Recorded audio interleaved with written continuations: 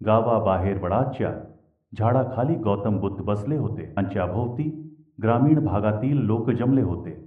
त्या शांत वातावरणात बुद्धांनी आपले विचार मांडायला सुरुवात केली. त्यांच्या चेहऱ्यावर शांततेचा तेज होता आणि प्रत्येक शब्द लोकांच्या मनात एक नवीन दृष्टिकोन निर्माण करत होता. एका व्यक्तीने विचारले, भगवान, सुखी जीवन कसे जगावे? मला नेहमी दुःख का वाटते? बुद्धांनी उत्तर दिले, दुःखाचे मूल आपल्या इच्छामध्ये आहे. इच्छा आणि आसक्ती यामुळे मन अस्थिर होते. त्याग आणि समज यामध्येच खरे सुख आहे. बुद्ध म्हणाले, जीवनाचा भाग आहे. दुःखाचे कारण इच्छा आहे. इच्छा संपविल्यास दुःख संपते आणि यासाठी अष्टांगिक मार्ग अनुसरणे आवश्यक आहे. तेव्हापासून बुद्धांनी 4 आर्य सत्ये आणि अष्टांगिक मार्ग यांचे स्पष्टीकरण दिले.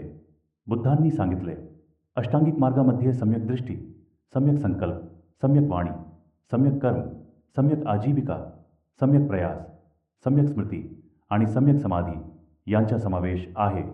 हे पालन केल्यास जीवनाचे सत्य समजते.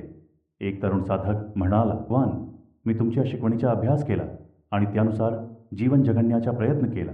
माझ्या मनाला शांती मिळाली आहे. बुद्धांनी हसून उत्तर दिले, हेच तुमचे खरे यश आहे. मनःशांती हेच खरे सुख आहे.